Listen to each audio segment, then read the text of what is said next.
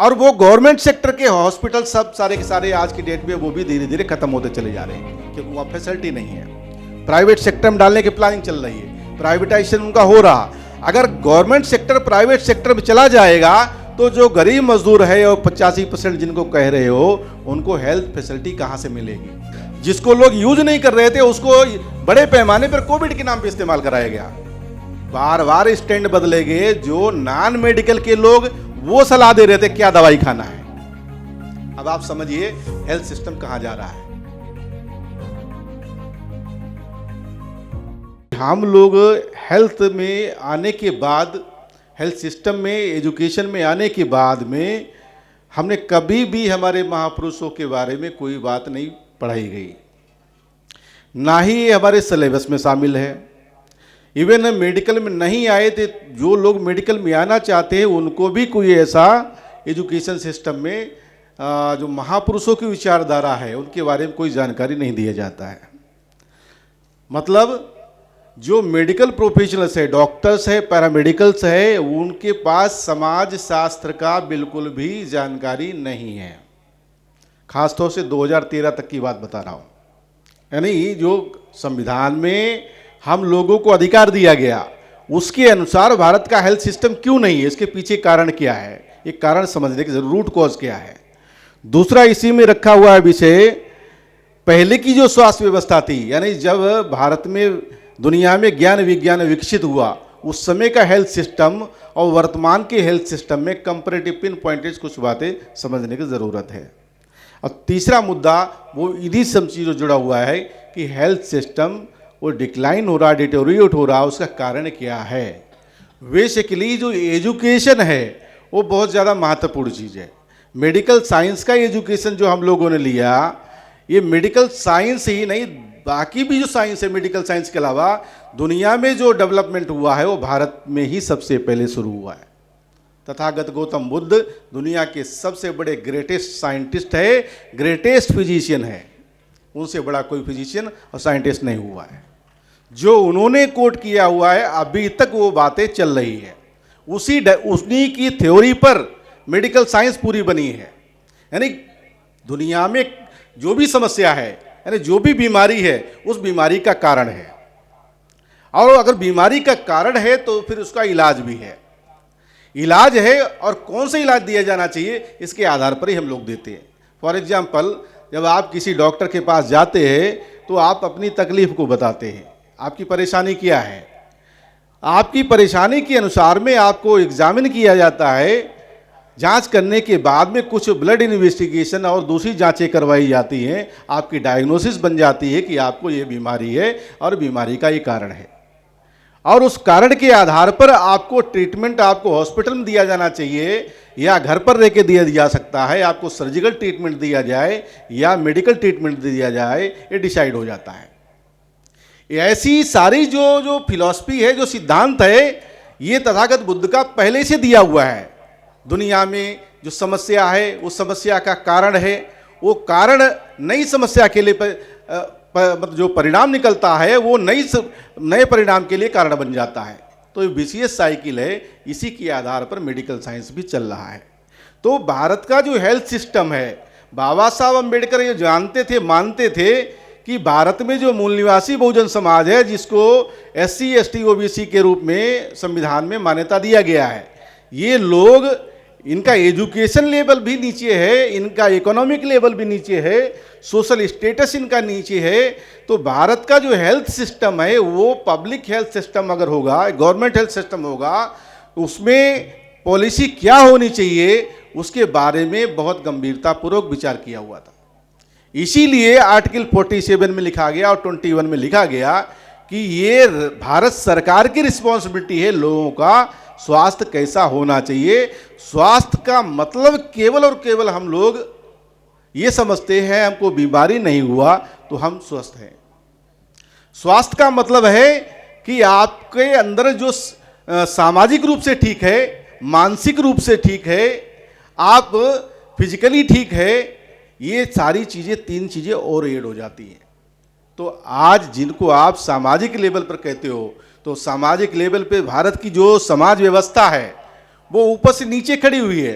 जैसे जैसे ऊपर जाते हो उन सारे अधिकार बढ़ते चले जाते हैं, जैसे जैसे नीचे आते हो अधिकार खत्म होते चले जाते हैं। तो जिस समाज व्यवस्था में हम लोग रह रहे हैं वहाँ पर जो नीचे समाज व्यवस्था में बैठे हुए लोग हैं उनका स्वास्थ्य भी बहुत ज़्यादा डिप्राइव्ड है। डाटा बहुत सारे प्रोवाइड गए, उन पर रिपीट करने के लिए रिपीट नहीं करना चाहता हूँ, क्योंकि समय की पाबंदी के आधार पे कुछ बातें मैं बता रहा हूँ आपको। तो भारत के हेल्थ सिस्टम में मूल निवासी बहुजन समाज का अगर रिप्रेजेंटेशन होता तो बहुत सारी समस्याओं का समाधान हम लोग उस समय भी कर चुके होते। लेकिन जैसे जैसे एजुकेशन हमारे लोगों को मिला, हम लोग डॉक्टर बनना शुरू हुए। आज हजारों लाखों डॉक्टर हैं, लेकिन समाज शास्त्र की जानकारी नहीं होने की वजह से उनको ऐसा लगता है कि वो केवल डॉक्टर बन के बिहेव करते, बल्कि डॉक्टर को डॉक्टर बनने के बजाय समाज का डॉक्टर बन के बिहेव करना चाहिए। तथागत गौतम अगर फिजिशियन थे, उन्होंने समाज में जाकर समाज में प्रचार प्रसार किया, लोगों का इलाज भी किया। भिक्षु संघ में जितने भी भिक्षु हुआ करते थे उन सारे भिक्षुओं को भी मेडिकल साइंस के बारे में जानकारी थी। तो इतना बड़ा भारत में अगर स्वास्थ्य व्यवस्था डेवलपमेंट हुआ, वो फिर खत्म कैसे हो गया? तो सारा का सारा सिस्टम से जुड़ा हुआ मैटर है। क्योंकि अगर आप स्वस्थ रहते हो तो स्वस्थ रहने के लिए आपको क्या चाहिए? आपके पास में कम से कम पहले एजुकेशन होना चाहिए, ताकि जानकारी आ जाए कहाँ पे समस्या हो रही है। उसके जानकारी के आधार पे आप भोजन लेंगे, कैसा रहन सहन रखेंगे, कैसा खान पान करेंगे। तो एजुकेशन के आधार पे जैसे ही आपको पता चलना शुरू करेगा, तो साथ साथ में इसके लिए आप अर्निंग के बारे में सोचेंगे, यानी इकोनॉमिक लेवल मजबूत होना शुरू होंगे। ये सारी चीज़ें होती है। तो अगर कोई भी ब्राह्मण या इस व्यवस्था को जो लीड कर रहा है वो कहता है कि हम आपको एजुकेशन नहीं लेने देना चाहते या आपको ये अधिकार नहीं दे देना चाहते हैं, तो आप बात उसकी मानने वाले नहीं, आप विद्रोह करेंगे। एक ही एग्जाम्पल बताता हूं बढ़िया सा। डीएनए थ्योरी के बारे में हम लोगों ने जब 2013 में बंगाल में पहला हमारा राज्य अधिवेशन हुआ था, वहां पर डीएनए लैब को देखा था। डॉक्टर कुलदीप सर हमारे साथ में थे। उस डीएनए लैब को देखने के बाद में हम लोगों के दिमाग में आया, उसमें आधार कार्ड का भी मसला चल रहा था कि भारत में आधार कार्ड जो बन रहा है वो बायोमेट्रिक है। या बायोमेट्रिक होने के बजाय डीएनए के आधार पर अगर बनता है तो सारी समस्याओं का समाधान हो जाएगा। उस मुद्दे को लाकर के चुनाव होने वाले थे, और हमने जो राजनीतिक पार्टियां जो चुनाव लड़ रही थी उसमें बहुजन मुक्ति पार्टी के लोगों को भी हमने बोला कि ये मुद्दा आपको लेना चाहिए। डीएनए थ्योरी के आधार पे, यानी डीएनए के आधार पर आपका अगर आधार कार्ड बनता, सारी समस्याओं का समाधान हो जाएगा। उस मुद्दे पर बड़े पैमाने पर चर्चा हुई, और इस लेवल तक चर्चा हो रही है कि वो आज जो लोग चर्चा डीएनए पे कर रहे थे उन्हीं को मैनेज किया जा रहा है, वही डीएनए के विरोध में जाना शुरू हो गए। मतलब विज्ञान के विद्यार्थी के साथ साथ में मेडिकल का विद्यार्थी होना, ये बहुत ज्यादा उनको डर लग रहा है। लेकिन दुश्मन को जो डर लग रहा था वो तो हमको समझ में आ रहा था। इसलिए अगर मेडिकल साइंस के लोग अगर समाजशास्त्र की स्टडी करें, जो डाटा अवेलेबल है उसके आधार पर हमारे डॉक्टर्स को, पैरामेडिकल्स को हम लोग यूनाइट करने का काम करें, तो एक बहुत बड़ा परिवर्तन हम लोग कर सकते हैं। क्योंकि ये जो बुद्धिजीवी वर्ग है, दुनिया में कोई भी ऐसा व्यक्ति नहीं है जिसको डॉक्टर्स को, पैरामेडिकल्स की ज़रूरत नहीं है। कोविड पीरियड में हमने देखा ऑल इंडिया के 4000 से ज़्यादा लोगों को हम लोगों ने ऑनलाइन ट्रीटमेंट किया, उनकी जीवन को बचाया। ये ऑन रिकॉर्ड है, ये सामान्य बात नहीं है। ये काम तब हम लोगों ने किया जब हम ऑर्गेनाइजेशन खड़ा कर चुके थे, उससे पहले ये डाटा नहीं आते थे।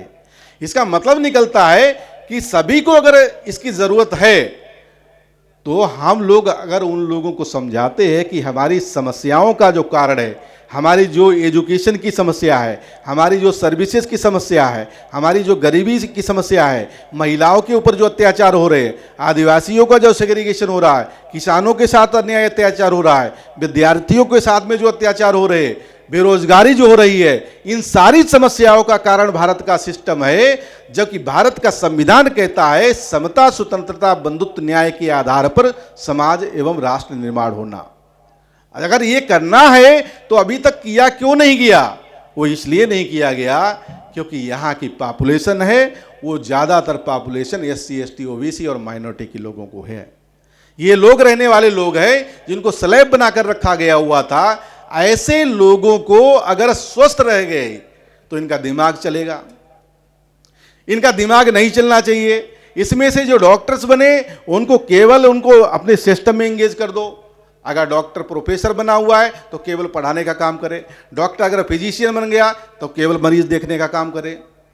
जबकि ब्राह्मणी व्यवस्था में जो ब्राह्मण वर्ग है, इनके ब्राह्मण क्षत्रिय वेश के जो डॉक्टर हैं और पैरामेडिकल्स हैं, ये प्रतिदिन समाज में समय लगा रहे हैं।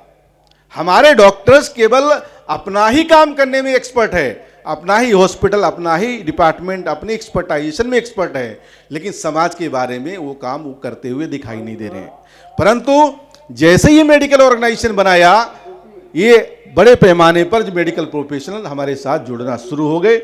इसलिए हम लोगों ने प्लान बनाकर इस विषय को रखा हुआ था कि डाटा बहुत सारे अवेलेबल है, इसके ऊपर हम लोग बुक पब्लिश करने वाले हैं जल्दी, कि भारत का हेल्थ सिस्टम ये डिटोरिएट क्यों हुआ, इसका कारण क्या है, इसके ऊपर बुक पब्लिश हो रही है। काफ़ी सारा डाटा प्रोवाइड हो चुका, प्रिंटिंग में अगले महीने में चली जाएगी, वो आप लोगों को उपलब्ध हो जाएगी।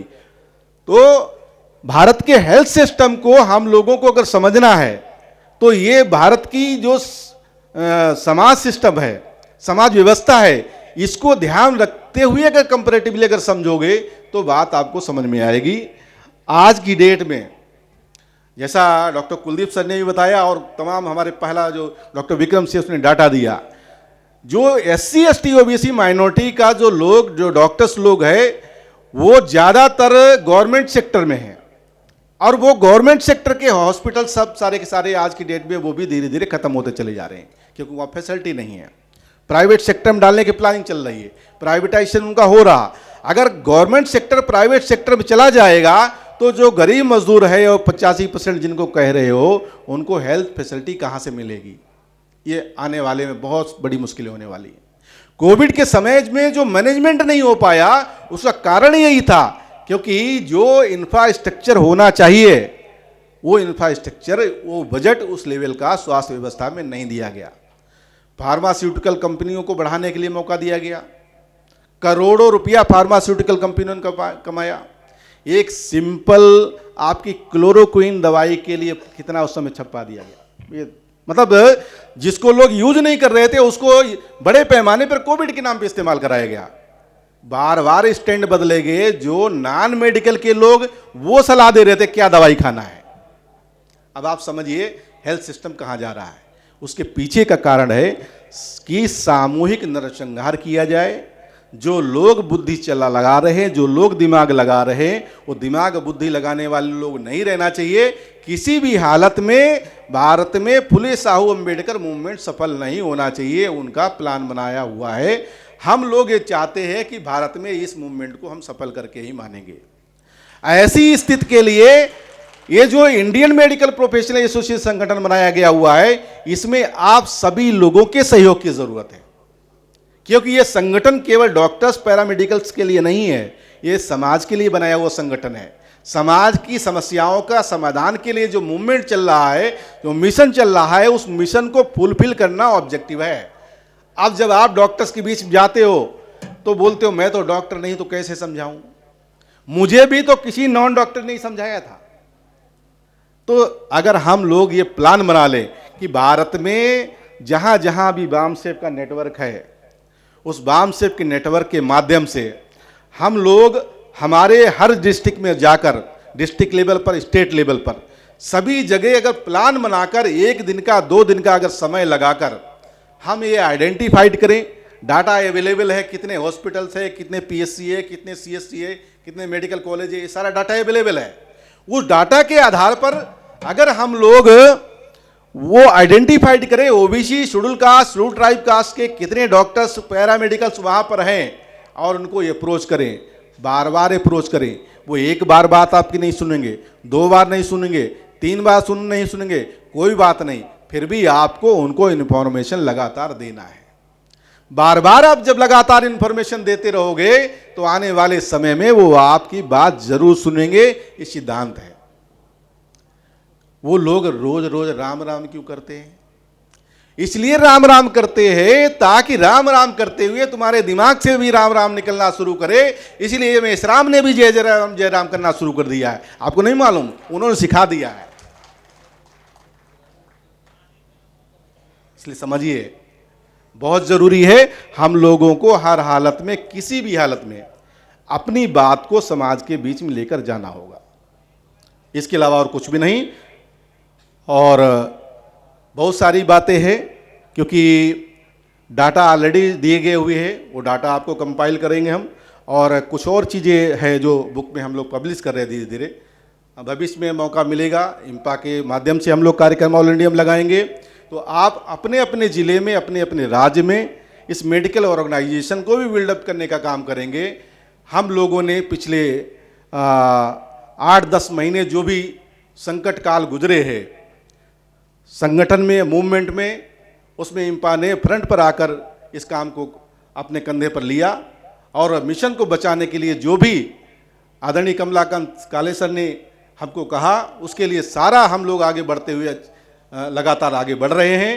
माननीय BL वातंग साहब, उनके दिशा निर्देशन में, उनसे जो सीखा हमने, सिद्धांत के माध्यम से सीखे, मिशन के बारे में जो विचार सीखे, हम लोग मेडिकल प्रोफेशनल्स के बीच में ले जा रहे हैं बराबर उन चीज़ों को। आने वाले समय में आप लोग भी इस इम्पा को अभी बचाने और बढ़ाने में काम करेंगे, ऐसी आशा रखता हूं, क्योंकि वो जानते हैं कि अगर हमको डिस्टर्ब करेंगे तो वामसेप को डिस्टर्ब कर लेंगे। ऐसा उनकी बस की बात नहीं है। ये डॉक्टर्स का संगठन है, हम लोग कोई अरे गहरे नत्थो खैरे मेषराम जैसे लोग नहीं हैं, पढ़े लिखे इंटेलेक्चुअल लोग हैं। धन्यवाद। जय मूलवासी।